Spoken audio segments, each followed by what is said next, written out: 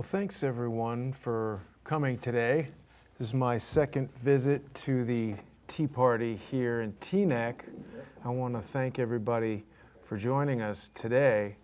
How many people were here last time when I spoke? There were. And there's still people filing in and everything.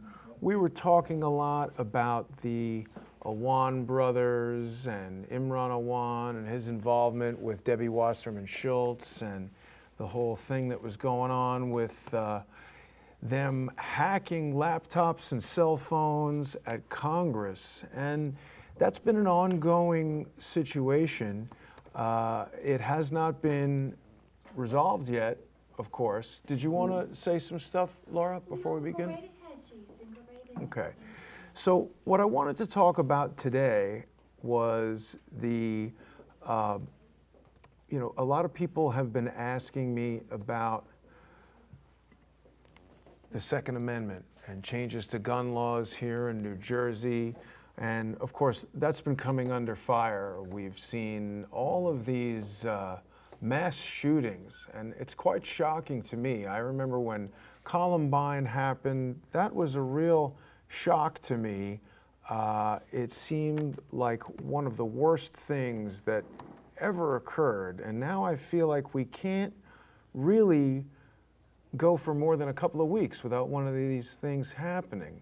And the conversation always seems to turn to gun control. I don't think there's been enough conversation about mental health and some of the other causes of these things. Now, at the risk of being very controversial, I also want to talk about something that people may have heard of or may not have heard of, and that is the National Defense Authorization Act. Do people know what this is? Have you guys heard about the NDAA? See, that's very interesting to me because, of course, we know about the Church Committee hearings, right? Does everybody recall that? Yes. Senator Church was investigating the activities of the CIA. And at that time, we learned that the CIA was involved in a number of clandestine operations. And the Church Committee happened sometime after the revelations of Daniel Ellsberg in releasing the Pentagon Papers. You guys remember the Pentagon Papers, right? Long time ago, right? That was 1971? 1971, something like that. And of course, this was shocking, I think, to most people in America to realize that the CIA was involved in these types of activities. Things like Operation Mockingbird. Do people remember what Operation Mockingbird was? The CIA actually placed operatives into the major news media outlets, including CBS, NBC, the New York Times.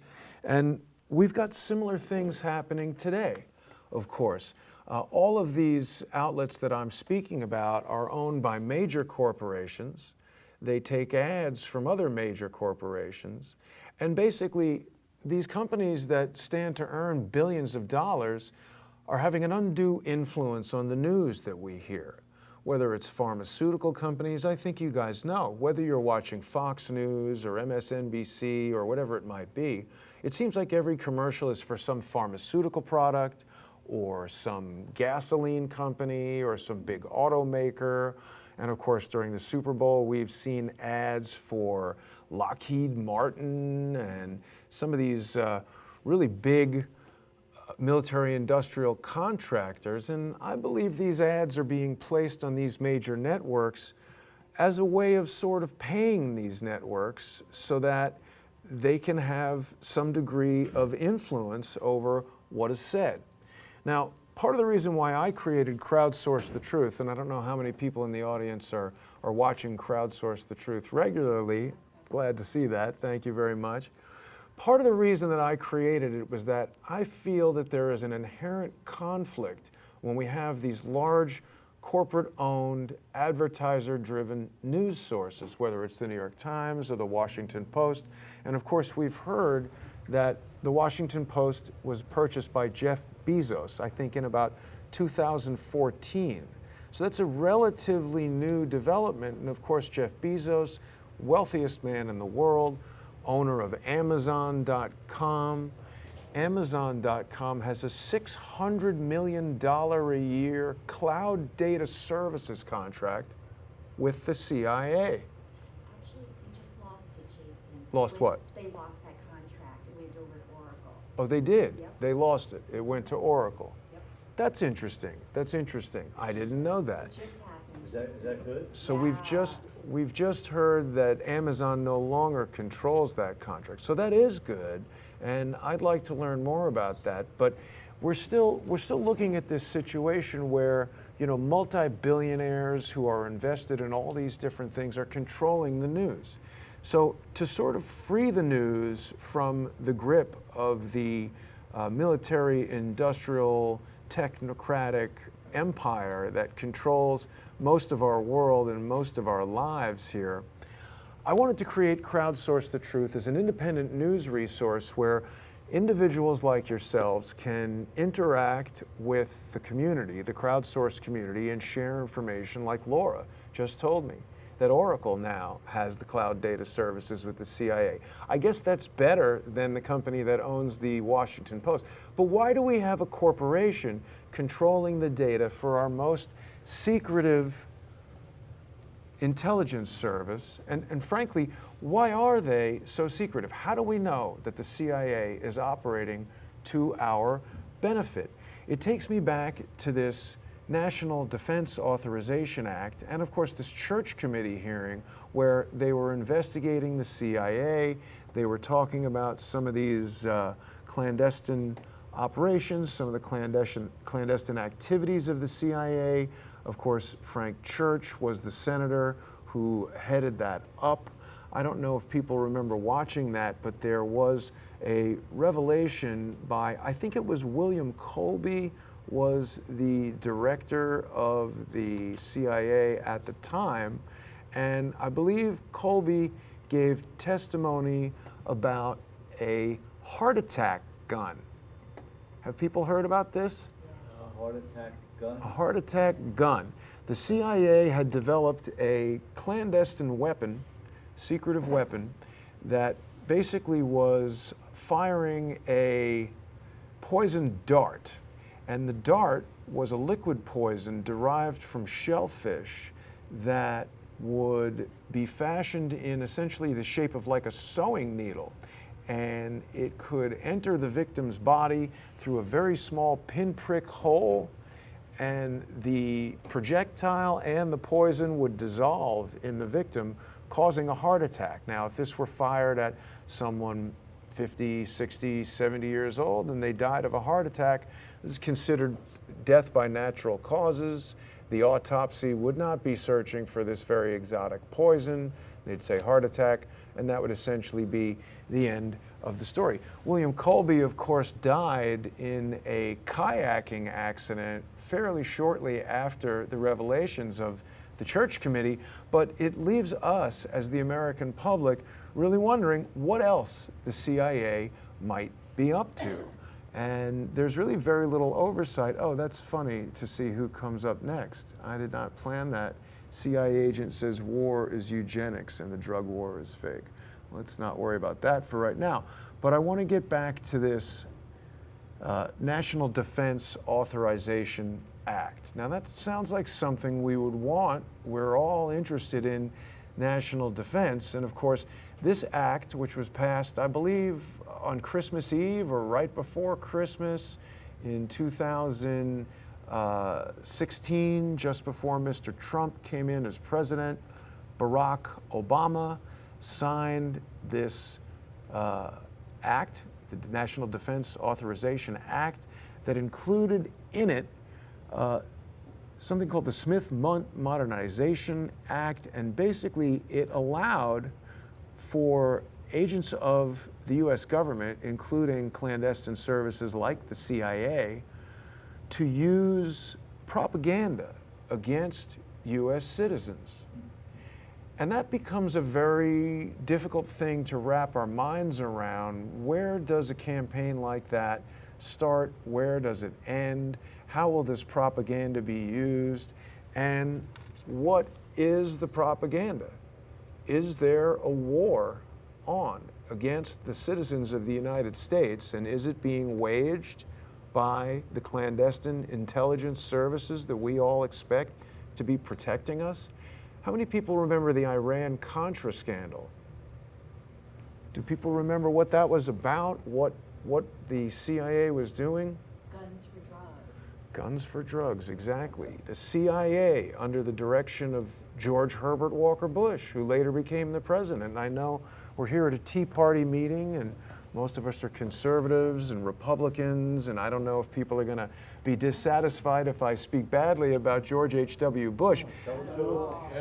He's one of my least favorite guys, and he did a lot of things as the director of the CIA and prior to becoming the director of the CIA that I think a lot of us would object to. So just blindly following these intelligence agencies, whether they decide they want to go against the will of the Congress and the people of the United States and sell weapons to a country like Iran, despite sanctions, economic sanctions against them for taking American citizens hostage, whether they want to do that or they want to have this Smith Modernization Act, how do we know where their activities will end and who they serve? If people have been watching Crowdsource the Truth, you may have seen that we've been interviewing a gentleman by the name of Harmon Wilfred. Harmon Wilfred is America's first refugee. Harmon was working as a contractor to the CIA. He was a financial expert, and he had been approached after his service in the Air Force, partly due to having a security clearance, to work with the CIA on clearing these financial instruments that were worth billions of dollars. Last night we were speaking about U.S. war bonds from 1949, gold bearer bonds held by the Chinese that were so controversial they needed to be verified and confirmed in all kinds of different ways. There were coupons on these bearer bonds that had been used by Oliver North, quite possibly for Iran-Contra. Now, Harmon was an unwitting asset in this. He wasn't aware of what it was that he was doing until he was well in it. And he describes through a series of episodes that everyone else that he was working with was murdered by the CIA. He's now living essentially in exile in New Zealand, hasn't seen his wife in 2.5 years, hasn't seen his children from his first marriage in over 20 years. He's been forced to relinquish his U.S. citizenship, unable to get New Zealand citizenship, and he has been persecuted by the Clintons, their lawyers, including Gregory Craig, who's still working as a lawyer in Washington, D.C. today. This man has been persecuted simply for being honest and trying to blow the whistle on the activities of the CIA. And frankly, as I have been bringing his story to the public, I have come under fire quite heavily by a variety of individuals who, for all I know, could be paid by the CIA. I can't say for sure. It seems far-fetched, it seems quite crazy, but yet we have this National Defense Authorization Act that does allow the CIA to act in such a way. This article here in Zero Hedge talks about, it showed this image from the classic film based on the book, 1984. And it's talking about how in one of his last acts, Mr. Obama, who I'm sure we have a lot of Obama fans here tonight, Mr. Obama passed this act creating essentially the Ministry of Truth. We've heard a lot about fake news. This was a meme created, I believe, by the Washington Post. In an excellent bit of internet and Twitter jujitsu, Mr. Trump has turned it around by calling Jim Acosta of CNN fake news, and now it's hard to say who's utilizing it as a weapon. But this concept of fake news is a pretty new item in our in our day-to-day, vernacular. It's become a part of our vocabulary.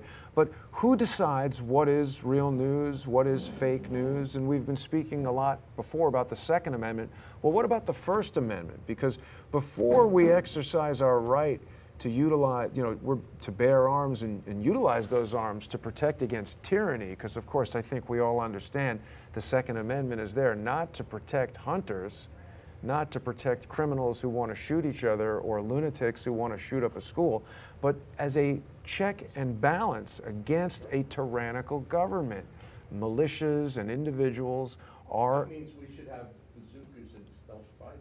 I agree with you, sir. I'm not a gun owner, but I staunchly defend your right to have a bazooka and a tank Right. and an AR-15. To be on par with the government that is looking to... It's exactly the intended purpose, to hold a tyrannical government at bay. Yes, sir. Has President Trump said anything? What's going on? I'm not sure what President Trump has said or if he has said anything, but I wanted to tell everybody about this National Defense Authorization Act because it's one of these things that they're not really informing everyone of because they don't really want you to know about it. This is the de facto Ministry of Truth that's being created, and we've heard a lot lately about how Facebook is working with Cambridge Analytica and siphoning everyone's data, how we're being spied on, in many cases voluntarily, sharing our information through the GPS technology in our phones, the cameras, the microphones, smart TVs that have cameras that can see you in your home. I mean, it really is a situation vastly beyond what Orwell could have imagined. And the implementation of this Ministry of Truth, essentially, that allows the government to determine what is fake news and to suppress fake news, this is a very dangerous thing. Because if I go on the internet with my own news broadcast and I say something like, hey, what if all these mass shootings are orchestrated events, a calculated war against the citizenry of the United States?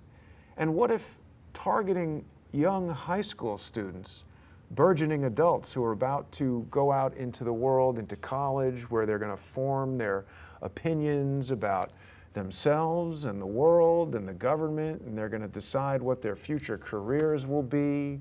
This is a very susceptible group, and if they can voluntarily call out against the Second Amendment and against guns, well, that's a very strange situation. And truth has been weaponized because there's all these things. We've heard that there was a deputy there in Broward County who spoke out against some of the official story and that he showed up dead. Has anyone heard that story? Yes, I heard of it. 40 years old. 42-year-old police officer. Now, I would like to confirm that story. I've heard it, but we don't know if it's true. Now, again, it's become very difficult to know what is true and what is not true. I'm not intimately familiar with this website, Fellowship of the Minds, but do you know that? Yeah.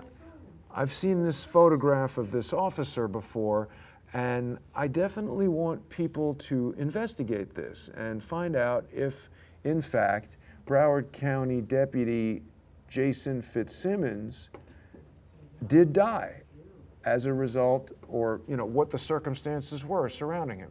So we know there are these clandestine methods through which people can be silenced, and certainly, so he's a Second Amendment proponent, and he criticized the Marjorie Stoneman gun control cavalcade. According to James Tracy, sometime on around April 1st, the sheriff's deputy, Jason Fitzsimmons, he was 42 in an excellent state of mind and health, called in sick, and shortly thereafter he was found dead. And there's been a complete news blackout. So, this is the type of story that I'm presenting to the crowd, not just you guys here, but to our audience on Facebook and YouTube and Periscope, and of course, we're on Vimeo. We're utilizing all of these social media platforms because there's a lot of people who have a tremendous ability to chase these kind of stories down. People who live in Broward County, maybe people who know this individual. This social media thing that on the one hand is being used almost as a weapon against us when Cambridge Analytica can siphon all of our data, and who knows who Cambridge Analytica is servicing with that data. Well, it can also be a tool for our benefit. We can connect and communicate. I can put out a video like this. Here I can speak to 20 or 30 people, but of course hundreds or even thousands of people can see this video stream and can look into whether or not this is a factual news story. I've heard it quite a few times, and that doesn't necessarily make it factual, but it is of great interest. And I certainly don't want some Barack Obama ordained government truth ministry to tell me that that's fake news. And I don't want Snopes to tell me that. I don't want the Anti-Defamation League to tell me that. I don't want the Southern Poverty Law Center to tell me that. I want us to have the freedom before we get to the hopefully never needing to exercise our Second Amendment rights of taking up arms. I want us to utilize our First Amendment rights to be able to speak about this. And people have become very confused about what the First Amendment right is. I certainly don't have a right to accuse individuals of crimes without evidence. That is slander, libel, defamation, all of these things. But I certainly have a right to say, hey, there's an article here on the internet, and I've heard it quite a few times, that this sheriff's deputy has shown up dead. Is this true? Someone said that one of the young students at the high school, that his father worked for the FBI, and that he was 19 and not actually a student enrolled in the high school there.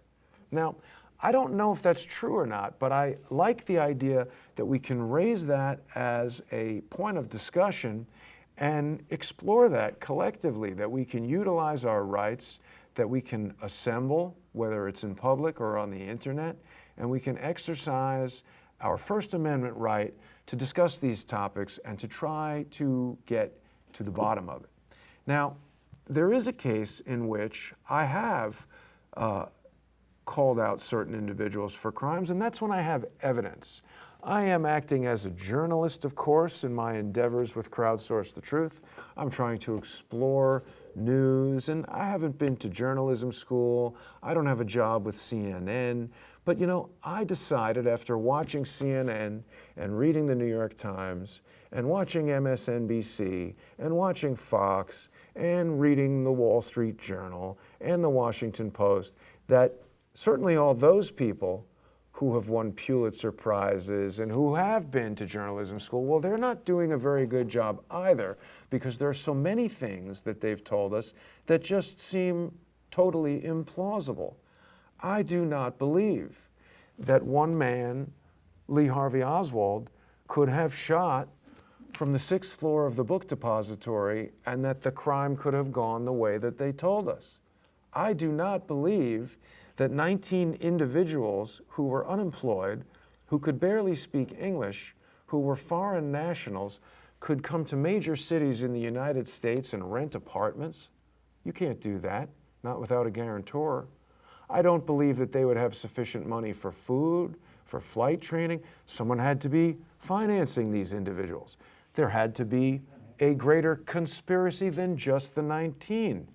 I do not believe that a 64-year-old man took 23 guns to the 32nd floor of the Mandalay Bay to shoot up a concert. And I do not believe that the autopsies conducted by the coroner's office there in Clark County, I don't think they make sense. I don't think they've been conducted properly. Yet the news, the journalists, the people with the Pulitzer Prizes and the degrees would have us all believe this stuff. So back to these essentially bi-monthly mass shootings. Is this a years-long, ongoing campaign? Is this a psychological war against the people of the United States of America, against you citizens of New Jersey, you supporters of the Second Amendment? Yes, sir. You think this is socialism or communism? I don't know that I'm qualified to characterize it like that. I think it's a new form of assault on us. It's a new form of enslavement of the population where we, when the Nazis rolled into Poland with tanks and guns and shot the place up, that was terror. People were afraid, and for a while it certainly looked like the Nazis would take over the world. But their reign ended. They were defeated, it would seem. And of course, we also know from our friend Daniel Ellsberg and from the Pentagon Papers that the CIA had a clandestine program called Operation Paperclip. Have people heard of that? Well, Nazi officers, Nazi scientists, Nazi war criminals, instead of being tried at The Hague, many of them were brought to the United States. They were given new identities. They were given government jobs. They were given jobs at NASA. They were given jobs at the CIA. Who authorized that? Who was the president then? It's an excellent question. Let's take a look at Operation Paperclip. We can look it up right here on Wikipedia. Right after, yeah, it had to be Truman. So here is Operation Paperclip. They brought the ball in, And again, this is, the bomb in the Manhattan Project. yeah, it's sort of widely known, but it's also not that widely known. The point I'm getting at is there was an infiltration to some extent. People would argue, some people would argue, that, what was his name? Allen, the CIA guy who hated Kennedy. Dulles. Allen Dulles, right, who was key in the formation of the CIA. Well, he had certain ideas that were in line with the Nazis. And of course, Prescott Bush, he laundered millions of dollars for the Nazis through his Union Bank. And his son was George Herbert Walker Bush. And this is obviously a dynastic political family in the United States. Many people look shocked to hear me saying this, but I believe it's possible that there was a high-level Nazi infiltration of the U.S. government. And since World War II, they have been conducting a slow, soft war against the people of the United States. The purpose of that war is to create a one-world government which things like the United Nations and NAFTA and the EU are all baby steps in walking us toward this. And certainly having a check and balance of an armed citizenry, people who support the Second Amendment, is incompatible with this idea of taking us all over slowly. So let's speculate for a moment if this is some sort of psychological operation. And I'm not saying that people aren't being shot in these incidents. I do believe people are. But when we talk about the notion of a false flag operation, this is an idea that comes from the ancient activities, or I don't know about ancient, but historical activities of pirate ships, where they weren't sailing around with a skull and crossbones flag saying, hey, we're pirates. They would fly a British flag and approach a merchant marine ship that would look through the binoculars and say, oh, great, British ship, we're safe.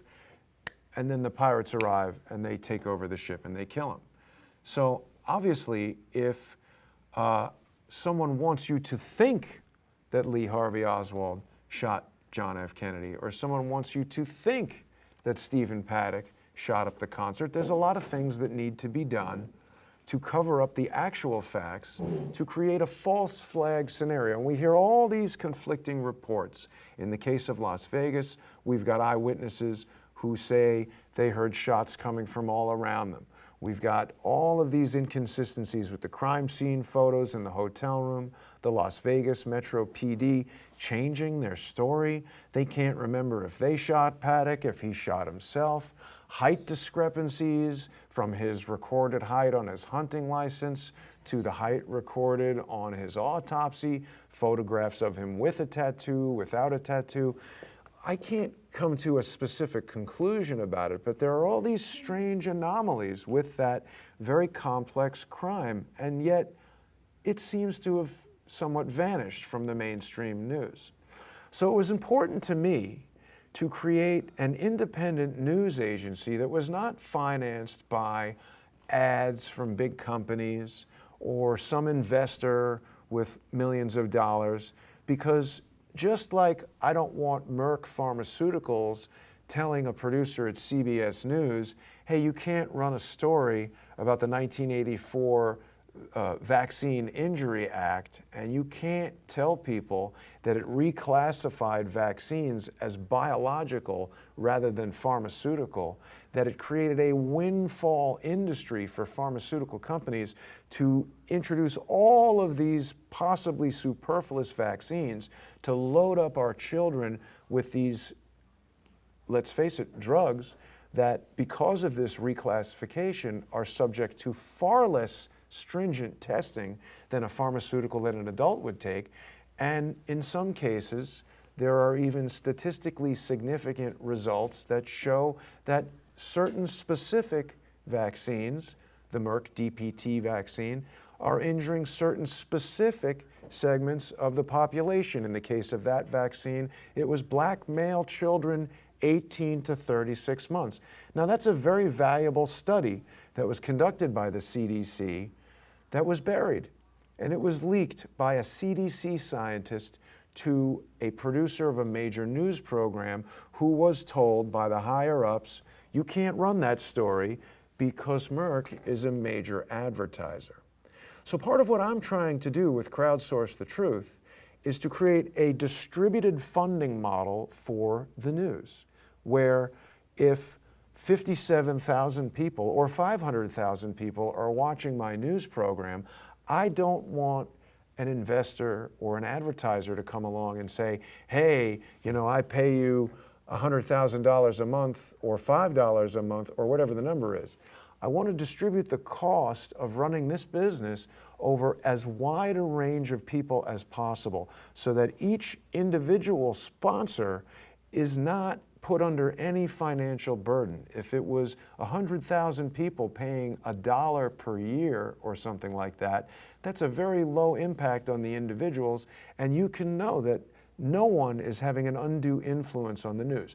So that's a little bit of a new model that I'm trying to introduce, but at the same time, it's also a somewhat interactive process in that anyone here or anyone watching this program right now, which just on the live stream alone, we have 245 people watching on YouTube. We've got several hundred people watching on Periscope. We've got people watching on Facebook. And so we can utilize these social media networks to assemble as the public. And this is kind of a check and balance against these large corporations that control the flow of information to each of us and try to hide things like they're not telling you about the Operation Paperclip. They're not telling you about the Defense Authorization Act and the fact that they now are able to use propaganda, and they're able to tell you, hey, this kid, he knows what happened at the high school. He's going to tell you this is the story. This sheriff from Las Vegas, he knows what happened in the shooting. He's going to tell you the story, and nobody else is allowed to investigate. Well, I want to tell you a little bit about what has been happening to me since I started Crowdsource the Truth, and since I started speaking with people like Harmon Wilfred, who is America's first refugee. This is a man who has been speaking out or trying to speak out about serious financial crimes, crimes that appear to be linked to the Clintons, to the Clinton Foundation, to things like Iran-Contra. I mean, these are massive, massive crimes. If you've listened to Charles Ortel at all, if you've read any of the books from Peter Schweitzer or heard him speak, the Clinton Foundation, evidence seems to indicate their failure to ever be properly organized, their material misrepresentation of facts, their illegal solicitation of funds for charitable efforts that they are not properly registered to do. This amazing collection of evidence of financial crime indicate that the Clinton Foundation, William J. Clinton Foundation, Clinton Health Access Initiative, all the various iterations seem to be the largest money laundering scheme in the history of mankind. Now, where has that money gone? What has that money been used to do? And what would the beneficiaries of that money do to someone like me or anyone engaged in independent journalism who isn't receiving some funds to toe the line, as it were, and tell the story that they would like to have told? Well, I can tell you what's been happening to me. I personally have been sued for $15,350,000 by an individual named Robert David Steele. Now, Robert David Steele claims to be a former CIA clandestine case officer. I don't know if that's true or not true, but many people tell me that it is, and he has adamantly supported that assertion. And so the question becomes, is he retired from the CIA, or is he still working for the CIA? And even if he's not, is he using CIA tactics against me to try to suppress information that I want to bring to you? I can tell you that I first met Robert David Steele when he came onto my program to raise money for a campaign that he calls Unrig. He wanted $250,000 to travel around the country speaking to people like yourselves, American citizens, and talking about how he was going to unrig the voting system, how he was going to change it up with the help of former Congresswoman Cynthia McKinney, staunch anti-Israel, pro-Islam, female congresswoman from, I think, Georgia. They were going to unrig the system, and that's fine. I actually was a big supporter of Cynthia McKinney. I liked that she stood up to Donald Rumsfeld and asked hard questions about 9/11. But I've learned since then that just seeing somebody in a speech on C-SPAN saying or doing something, well, I don't know if that's real or if that's intended to gain my trust so that some deception can be slipped in there. Anyway, Robert David Steele came on my program. In the course of about an hour or two, our audience raised $15,000 for this charitable organization, a 501c3 tax-exempt charity. Now, there's a lot of laws that govern the operation of these 501c3s. Of course, the Clinton Foundation is a 501c3, and in addition to being registered as a tax-exempt organization, these types of charities need to be specifically registered in each state they operate in. You can't just go around soliciting funds in New York without being registered with the New York State Bureau of Charities. Now, there's a lot of stuff that happened after Robert David Steele raised this money that I don't think we want to go into specifically right now, but I discovered that Robert David Steele, it seemed, was lying to me. He told me in an email that I was going to be arrested by the New York Police Department for calling in a bomb threat to the port of Charleston, something I certainly did not do, something that individuals who I have come to understand may in fact be working for Robert David Steele or in collusion with. I have evidence to indicate that these people may be working with Robert David Steele to give me information about uranium being shipped on the Maersk Memphis to the port of Charleston and encouraging me to broadcast this information. And of course, we all know if you see something, say something.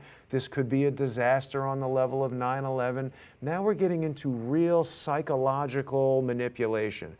I was there on 9/11. I watched the towers burn from the roof of my apartment building in New York City. I have friends who were killed on 9/11. Someone even saying that we could have a disaster on the scale of 9/11 obviously gets us all very emotionally affected.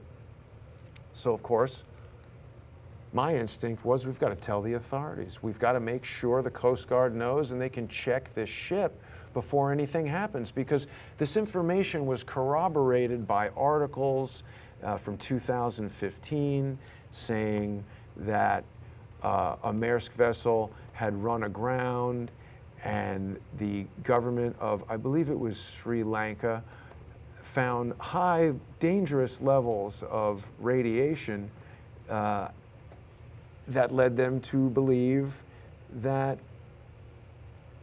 there could have been a danger of radiological material on that ship. Now, I'm looking for a quote from Lindsey Graham, who I believe said that a dirty bomb was one of the biggest threats to national security. So, again, I had a lot of reason to believe that there was a potential risk to the people of South Carolina there.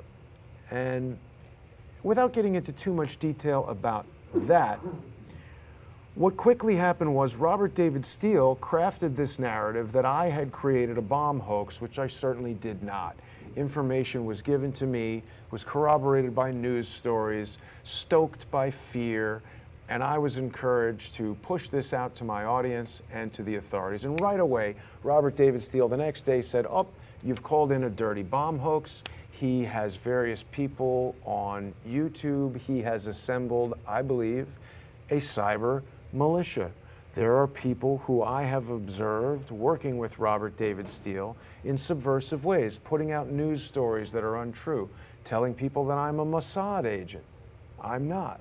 I've never been to Israel. I've never dealt with the Mossad. Yet they put out this propaganda to try to convince people that they should not listen to me, that they should not listen to my news, that they should not financially support me. And now, as I've been revealing information from high-level CIA whistleblowers like Harmon Wilfred, as I've been working with some of the most sophisticated investigators in the world like Charles Ortel, there has been an incredibly aggressive push to silence me that has now graduated into a campaign to have me federally indicted as a terrorist for what they consider a dirty bomb hoax that they say I created.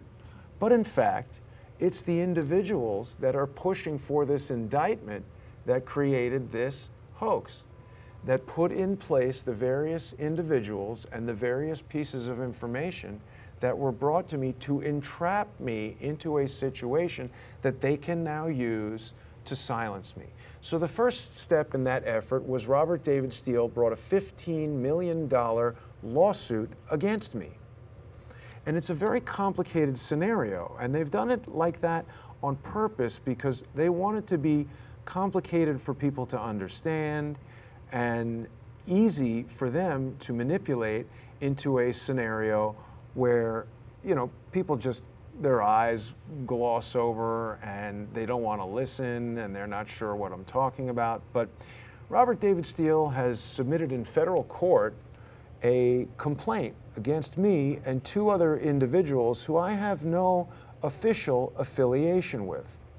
One of them is a person who goes by the codename Queen Tut.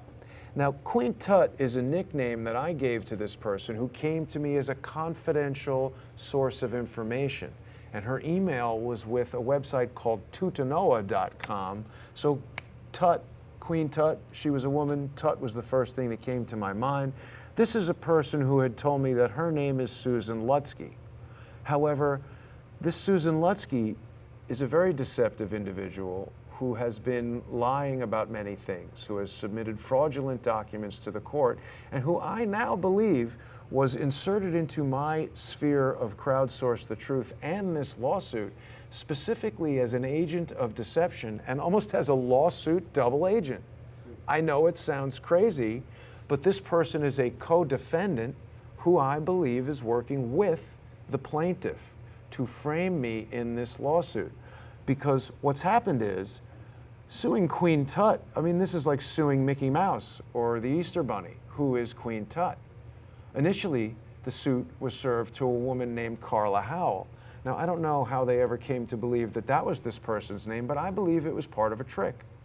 Because what happened was, obviously I had to answer this lawsuit, as frivolous as it is, it's submitted in federal court, and if I do nothing, it will result in a default judgment, which will result in this person being able to hire U.S. Marshals to come and put liens on my property and my bank accounts. And there's a very good example of someone who, at very least, is a former CIA agent misusing the legal system to suppress my right, my First Amendment right, my constitutional rights to say, I have evidence that this person's 501c3 organization is operating fraudulently in the state of New York. The lack of registration with the New York State Bureau of Charities indicates that the solicitation of $250,000 in the state of New York over the internet is felony charity fraud. That's journalism. When I alert the public that there is a charity out there that is a fraud, that if you try to take a tax write-off, you could be in trouble. If you give money to this fraud, we don't know what's going to happen to it. That's journalism. Now, what happened was I answered the lawsuit pro se, because part of what they want to do is they want to drain me financially. I'm not making a lot of money as a journalist. I've only been doing this for a year. And as I said, Crowdsource the Truth relies on the support of the community of viewers, individuals who will sponsor the program for $1 per month, $5, $10, whatever it might be. But it's not like some huge money-making endeavor. I'm not getting rich doing this. And they recognize that by bringing this lawsuit against me, I would have a variety of options. Hire a lawyer, create some kind of financial settlement with them to make it go away, or use my own time, really one of my most valuable resources for all of us, to answer this lawsuit pro se, which I did. And of course, because we had this kind of fake co-defendant, this Susan Lutsky, who I believe is actually Susan Holmes, who they initially served as Carla Howell, a ridiculous name that they came up with seemingly out of nowhere. Well, what this did was it afforded them an opportunity to have sort of a ripcord in the lawsuit. And they magically discovered that this was the wrong person that they had served, and so now they're serving Susan Lutsky. Now, the interesting thing is they've amended their complaint here, and in the amended complaint, one of the things that they use, these are all Twitter messages being sent out by this person, Susan Holmes, Susan Lutsky, accusing the plaintiff of all kinds of things. And of course, because she's a co-defendant, they are ostensibly blaming me for things that she does. This is a person I haven't spoken to in months. I have no influence over, no control over.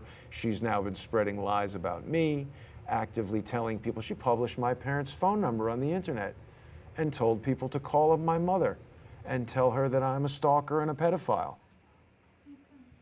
Shocking, isn't it? Is she allowed to do that? Well, it is harassment, of course, but when I called the police in Fort Collins, Colorado, where this woman resides, incidentally, the police think her name is Susan Holmes. They were very reluctant to prosecute her because politically they have a complicated situation in that her son attacked the police with a deadly weapon and attempted to murder a police officer and was neutralized by two very responsible police officers, one of the Fort Collins Police Department, one of the Colorado State University campus police.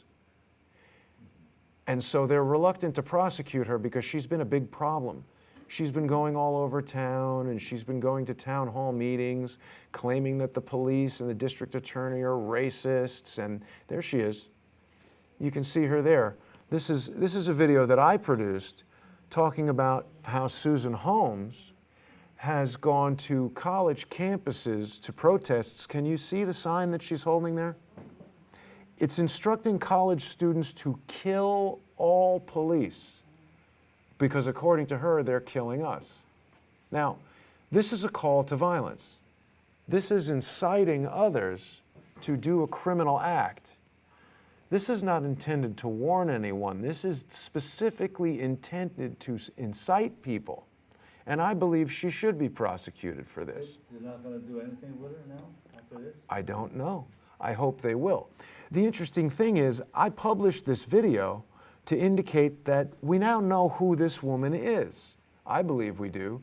The police in Fort Collins seem to think she's Susan Holmes. So it's interesting. This screenshot of my video I'm showing you is coming right out of Robert David Steele's amended lawsuit. This amendment to the complaint was just approved by the court last week. And now I've got to answer another complaint. So the complaint now has ballooned from 40 some odd pages to 97 pages.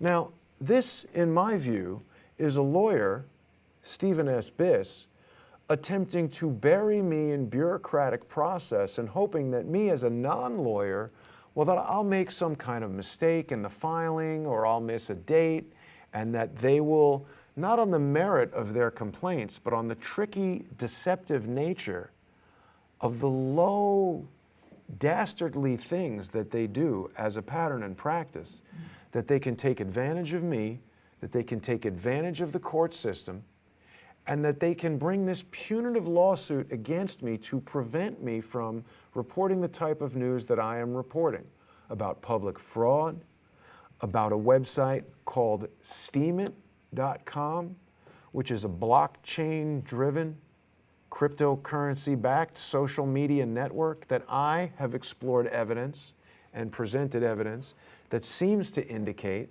is a controlled network that is being deceptively marketed to people and possibly part of a cryptocurrency scam. The Steemit platform is tied to a cryptocurrency called Steem. A lot of people have heard of Bitcoin. And traditional investors and traditionally minded people, you guys don't look very much to me like cryptographers or hackers or video gamers. You look like a little bit more of a traditional crowd to me. Cryptocurrency is a bit of a mystery, and I'm not saying that it is a scam, but because it is complicated and new and not regulated, it is certainly a marketplace that is ripe for scammers.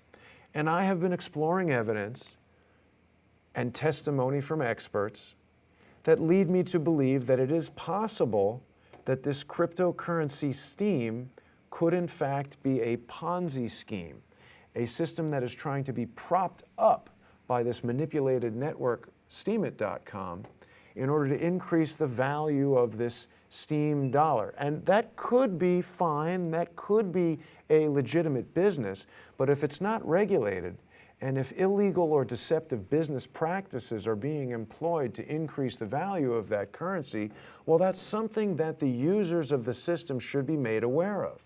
And as I've been trying to make people aware of it, well, I've just come under more and more attacks from people like Robert David Steele.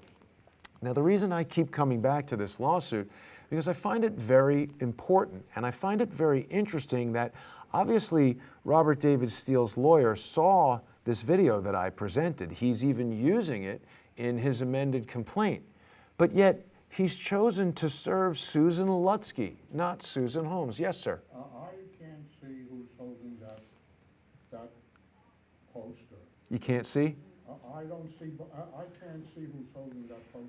There's a woman right behind here who is hiding behind the sign, who is, So how do you know who that person is? because she was a former associate of mine before I knew she was an anarchist and a pro-violence, anti-cop. She called me and told me that she went to this protest and held up this sign. And I got this photograph from a news article about her that named her as Susan Holmes, as the person at this event. And when I spoke to the police in Fort Collins, Colorado, they were aware that she did this, but they were reluctant to prosecute her for it because of the political controversy that's been stirred up when her mentally ill, violent, dangerous son attempted to kill a police officer and had to be shot by the police. You see, I see the person behind that has black hair, and the person on the left is a blonde. This person does not have black hair. This is Susan Lutsky. It could be the lighting of the photograph. But the person on the left is a blonde. I think, Well- Jason, a lot of what you're just talking about happened to us at the Tea Party. Yes. We weren't sued formally like this, but we had infiltrators. We were slime. We were called racist and Right. homophobic and horrible people. We used to have 150 people at the Harley Davidson dealership Right. at our meetings, right? And we talked to you earlier, we went to all of these protests, and they didn't even count that we were there. There were 1 million people. Right. So we had to go underground. So you can't go underground because you're a new media Right. person, Right. right? But we went underground, and that's the only way you can really escape them, Well, is to go underground. but I don't think we should have to do that. I No, think that but you that's- guys have your rights to express Right. your opinions and to meet and to collectively, in a nonviolent way, discuss your feelings that you're taxed enough already. And you shouldn't be subjected to infiltration, particularly not by government agents. Now, I don't know if these people are or are not. And sir, I understand your skepticism, but I assure you that is Susan Holmes. You given evidence, other evidence that Yes. assured me that it was her. Yes. From the picture, one can't tell, but you've Right. given other evidence. Yes. I accept it. And the point being, obviously the lawyer bringing this suit against me saw this video and is aware that this person very likely is Susan Holmes, yet they've served Susan Lutsky and are moving forward with the lawsuit. I believe the reason that they're doing this is because they want me to be forced to answer this 97-page complaint, and then they're going to say, oh, whoops, we served the wrong defendant again, and now we're going to serve Susan Holmes. So what we see is a former CIA agent and his twice sanctioned by the Bar Association lawyer misusing the legal system in Virginia, misusing the time of judges and court clerks and things that the taxpayers of Virginia are paying for to take punitive action against me as a journalist for utilizing my first... Is a frivolous lawsuit eventually? Well, It's so over the top. it is very over the top in its frivolity. Seems like eventually they're just gonna toss it. Well, eventually they may toss it, but I've got a lot of risk. I've got a lot of legal downside if they don't toss it. It seems like if I do nothing, a default judgment will be levied against me, and I'll then be behind the legal 8 ball and have to fight that. And I would imagine it's much more difficult to fight a judgment than it is to fight a ridiculous lawsuit. It should be dismissed. Yeah, it should be dismissed, I agree.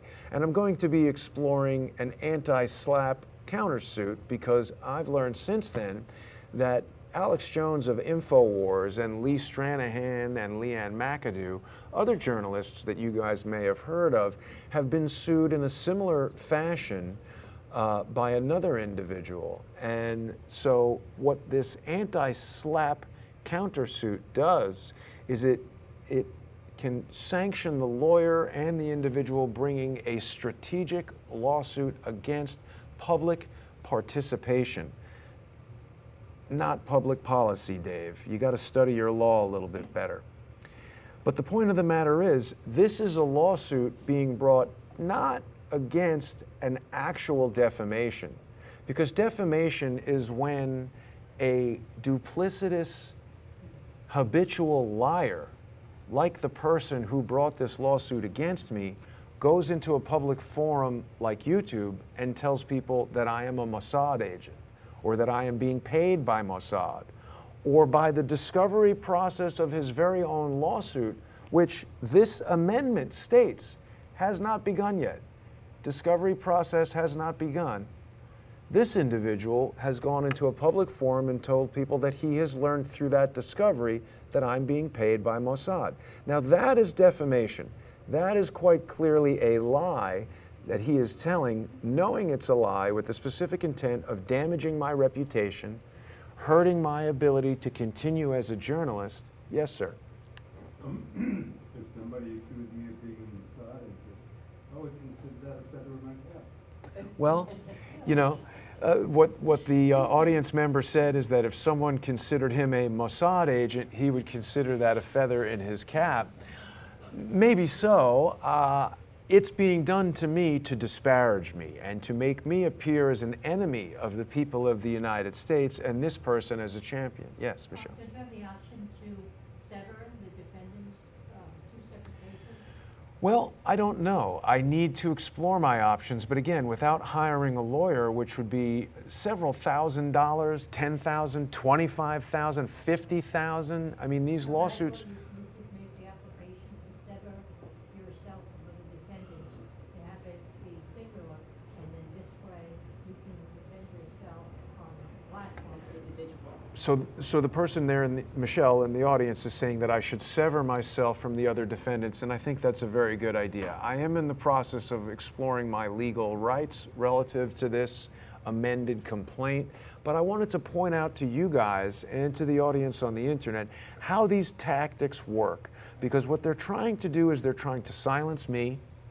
Similar people want to silence InfoWars, want to silence Lee Stranahan. Now, certainly when people go accusing people of being Mossad agents or pedophiles or doing other crimes that they don't have evidence of, that is worthy of a lawsuit if someone should choose to exercise their rights in that way. But when I say that someone who is lying is a liar, or that someone who, as evidence indicates, is committing charity fraud is a fraudster, that's a warning to the public to avoid giving money to this person because they are collecting money in a fraudulent manner. I would like this person to be criminally prosecuted. He's never answered the accusation of fraud. He hasn't come to me and said, hey, you've got it all wrong, here's the evidence. Hasn't done that, hasn't requested a retraction. He's initiated this punitive lawsuit, and he's gone through all these complicated steps of integrating these other defendants, and these other defendants are acting in wild and really incomprehensible ways, doing other things, generating a long list of additional civil torts that are now requiring me to answer these torts.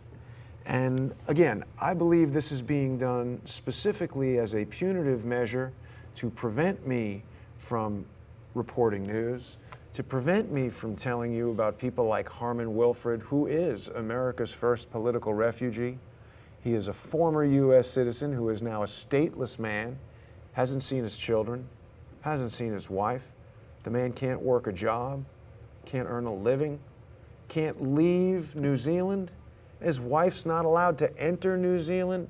I mean, this is a shocking level of oppression that's happening in the United States of America in 2018. People knew, more Americans knew what George Bush did with this stuff.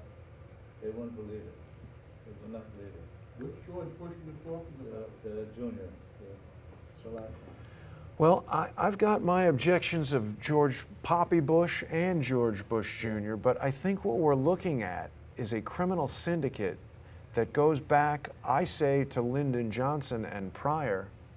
But, you know, when we think about the assassination of John F. Kennedy and the rapid entry into the Vietnam War after that, and we're here obviously at the Veterans Association, may I ask, do we have Vietnam veterans among us? I'm a Korean War veteran. Korean War veteran. Well, thank you for your service, sir. I'm glad to see you here today. But of course, there are members of this Veterans Association who would be Vietnam veterans. And I've interviewed veterans of the Iraq War who have been subjected to chemical pollution from burn pits where chemicals and human waste and body parts and plastics were burned. And there are now hundreds of thousands of veterans who are suffering from multiple myeloma and a variety of complex rare diseases, who can't afford to pay for their medical care, who can't eat proper food, whose lives are miserable. And this is because of the misdoings of companies like Halliburton, Kellogg Brown and Root. These are the same companies that benefited and profited from the Vietnam War. How about DuPont? DuPont manufactured napalm and all kinds of chemicals. And I mean, again, we're talking about these companies that are military industrial contractors that seem to drive our political process. And when I try to make a news show supported by the people, for the people, and of the people, I'm met with this type of resistance. So, the United States of America is in bad shape then. The United States of America is in bad shape. Sad. It is very It's like sad. their own government. It's like all the third world countries. The difference between where we are now and a third world country is that we're dealing with elements of the government. I don't want to destroy the government. I don't want to throw out the baby with the bathwater. I want to eliminate people like Andrew McCabe, the corrupt former FBI deputy director, who pushed out honest agents like Robin Gritz, who suppressed investigations into real criminal activity with the Clinton Foundation and these secret email servers where the transactions of the Clintons and the State Department and companies like General Electric and Boeing, which are gigantic military contractors, they're suppressing these investigations.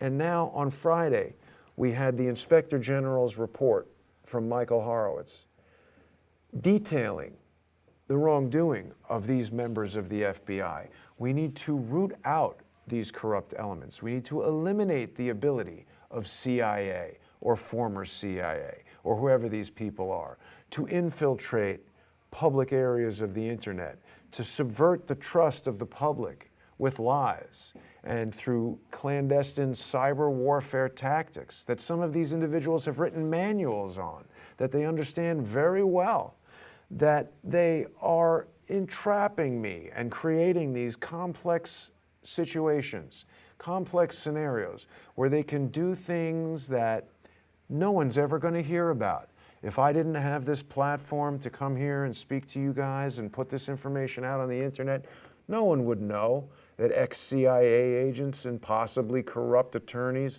are bringing frivolous lawsuits against me, these strategic lawsuits against public participation to prevent me from speaking to you fine people about these types of corrupt activities. That's what they're trying to do.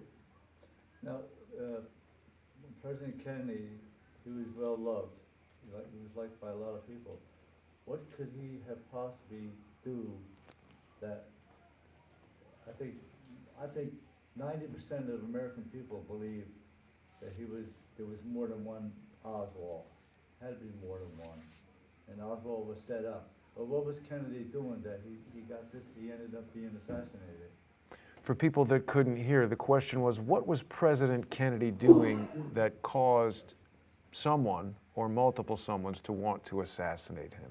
Well, it's, any answer would be speculative because I don't know. Yeah.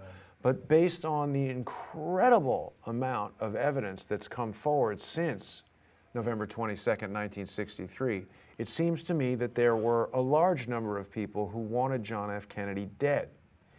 Some of the critical things that Kennedy wanted to do was he wanted to draw down the U.S. military presence in Vietnam, to have us completely out of Vietnam by 1965. He wanted to withdraw 1,000 per month of the military advisors that we had there working with the Vietnamese. He wanted to take them out. And he said that's their war, not our war. And by the end of 1965, all of them would be out.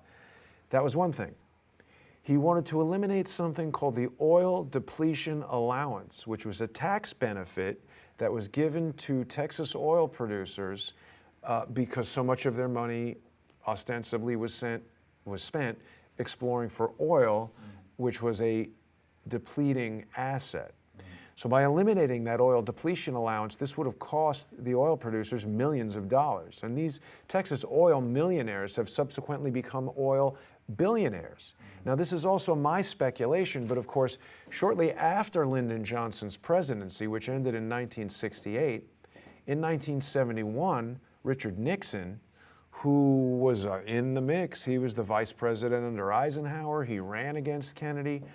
Well, Mr. Nixon took the US dollar off of the gold standard, and shortly after, his friend, Henry Kissinger, made a deal with the Royal House of Saud, the Saudi Arabian royal family, and all the rest of OPEC, that every country in the world buying or selling oil must use US dollars to conduct the transaction, period. That's it. They created a unit called the petrodollar, and this unit stands today. It was just last week that China began the petro-yuan, the first major country to challenge the petrodollar since 1973. Sir, do you know who the first leader of a country, who was the first guy to sell oil for euros? I'm sure you know. I heard it, Saddam Hussein. They killed him quickly. Do you know who the biggest proponent of an actual gold currency, an African dinar, to challenge the dollar and the euro on the world stage and to be the only currency? It was Gaddafi, and they killed him. Right. So it does seem that anyone who challenges this petrodollar system is met with an untimely death. And it does seem that there was a really strong effort to make oil the commodity upon which the value of the US dollar was based rather than gold. And of course, the Vietnam War, many would argue, was the first for-profit war that, we weren't defending against some evil empire that was invading the United States. We sent men over to a foreign country to fight a foreign war that everyone in America was so disillusioned, and everyone involved. I don't know anyone who has anything positive to say about the Vietnam War. And look at what's happening now. Iraq, Libya, Afghanistan, now Syria. What a disaster that Mr. Trump believed that another false flag story, very likely. Evidence indicates that this so-called gas attack was not initiated by Bashar Assad. Why would he? What would be the strategic value in gassing people? Anyone, even a violent dictator, even a madman, would know that the use of chemical gas, of weapons of mass destruction, would incur the wrath of the United States and surely guarantee his destruction. It doesn't make sense. But why did how could Well, Trump he believe only that? targeted the chemical plants where they're being manufactured and stored. I'm hopeful that Mr. Trump is playing poker with us all, and that the attack that was initiated the other day was done to, as you said, sir, eliminate these chemical facilities. And I hope that the goal is not regime change in Syria, because I believe that would be a disaster, and that would just... Terrorists would take over. Terrorists would take over. I agree with you, sir. Yes? He's done this in the past, so why can't he do it now? Who's done it in the past? Assad? Actually, I don't believe that's true. There is a lot of evidence to indicate that the previous gas attack was also a staged incident. You always, by the terrorists who are there, by these so-called moderate rebels, who are actually not moderate rebels. They're members of ISIS. And of course, we remember General Flynn said that the creation of ISIS was a deliberate move. And he was blackballed. He was fired as the director of the Defense Intelligence Agency. He was the first guy to be eliminated from the Trump cabinet. And of course, corrupt Andrew McCabe, according to the True Pundit, was in a meeting, and this was corroborated by other FBI agents. I'm going to show you this right here. So we got our own government after us. The government's turned against its people. I think that's very possible, sir. So True Pundit ran an article talking about, I'm sorry, I'm not able to find it right now, but apparently Mr. McCabe, the former deputy director of the FBI, in a meeting at the FBI, stated his plan as we're going to F Flynn, and then we're going to F Trump. And they've succeeded with the first part of that plan. General Flynn is pretty effed. And he is facing an even more severe punitive lawsuit, a criminal situation, than what I'm facing. But it's a pattern and practice that these people utilize. As you said, are they the government? I don't know if my adversaries are the government, but they're certainly using the same tactics. A punitive lawsuit to stifle me. They can't challenge me with facts because they know they don't have the facts. So what they do is deception, manipulation, and lies. When is the assassination details going to come out after after so many years, isn't it public? It's the question being, when will the details of Kennedy's assassination come out? There are so many details out already. Of course, Mr. Trump, didn't block the release of certain information. For people who have studied the assassination and are in the assassination research community, really nothing new came out when that so-called new information came out. But will they ever say, hey, by the way, these are the guys that did it? I think that's very unlikely. It's hard to say. You had a question, sir. Yeah, my question is perhaps off the beaten path here. And it may be trivial in the grand scheme of things, but I've heard you and others refer to Donald Trump as Mr. Trump, others being those that don't consider him my president. I do consider him the president, and I voted for him. I've never heard Barack Obama, while he was sitting in the White House, referred to as Mr. Obama. Well, I would refer to him as that kind of, B-Rock, Barry.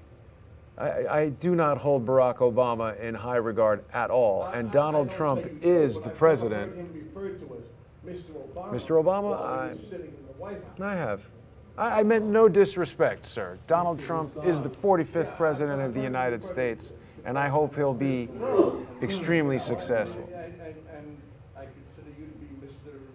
Goodman. Whoever, I'm Mr. Whoever. President Trump. President Trump. I President appreciate Trump. that. Forgive me. That minor. President Trump. I wish President Trump. That minor consideration. I wish President Trump a tremendous amount of success. I was very disappointed that he took the action that he did in Syria, because I do not believe we have sufficient evidence to determine that gas was used. I think we should have launched an investigation at very least, and we should have approached that situation with tremendous skepticism, because it just does not make strategic sense that the leader of Syria would launch that. I agree with you on that point. The only thing is, the leader of Syria was not the target of that attack. The chemical weapons in the factory, it was a surgical strike, I hope you're correct. and that's it. I hope you're correct. I hope you're So mission correct. accomplished, like Trump said. President Trump. Well, it's very possible that President Trump may have been targeting ISIS facilities. And when I say he's playing poker, I mean he could be bluffing. He could be saying, yes, we're attacking Syria, because President Trump needs to deal with Boeing. President Trump needs to deal with the CIA. President Trump needs to deal with the NSA. President Trump has enemies all around him. So it's hard for me to anticipate what he will do or interpret what he says. I certainly voted for President Trump because I did not want war in Syria. I do not want war in the Middle East. I do not want us to continue spending money on bombs and planes and propaganda campaigns against the people of the United States. I want our country to go back to what it was when I was a kid, where everything was nice and we had freedom and privacy. And I mean, at least that was my impression. Perhaps I was mistaken, but it seems like in the past 30 or 40 years, we've been really heading in the wrong direction. And I think we're in a very historic time right now. I think one of the biggest change was not only 9/11, but when Kennedy was shot. Two big things. I think when you zoom out on it, the audience member was saying that Kennedy being shot was the biggest change. Well, I think it was an important, pivotal moment. I think it was the first time in modern history that a deceptive action was played out on television. And mass media was used to brainwash people, because everyone watched that on television, and right away, Walter Cronkite came on the TV and told you, "Good evening, America, Oswald shot from the 6th floor." And that was the truth. Mr. Cronkite told you the truth. And now we've got the internet, and if we understand that Operation Mockingbird was a CIA operation to control the flow of information on television and in newspapers to control people's thoughts, to make you think something about an incident.